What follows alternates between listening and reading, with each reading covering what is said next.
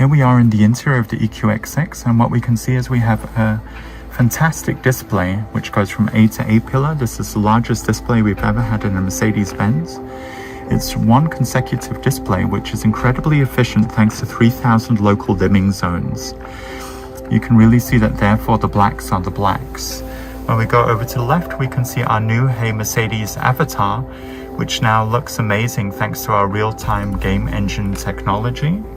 The whole of the scene is one consecutive flight of the camera, first starting off in space, then zooming down into Earth, and in a second we'll see how we get to the street level, where again the maps are rendered in real time, and we have a live sun moving over the maps, then showing live shadows, live sun positioning, which reminds us that this car has solar panels on the roof, with which it is constantly collecting energy and recharging the batteries.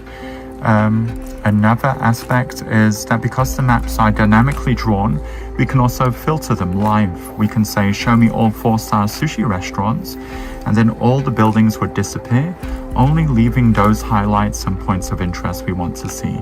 Let's bring up AI use case, the music use case, where I can, for instance, ask Mercedes, I would love to listen to some music. And here we can see how Mercedes then comes alive, comes onto the screen and answers me. I can actually hear the sound now coming through the inbuilt speakers inside of the seats, which are there so that they're extra efficient. I can feel them because of the haptic feedback, and because both driver and passenger both have their own sound zones, we can listen to what we want. But Mercedes is not just about entertainment, it's also about driving efficiently.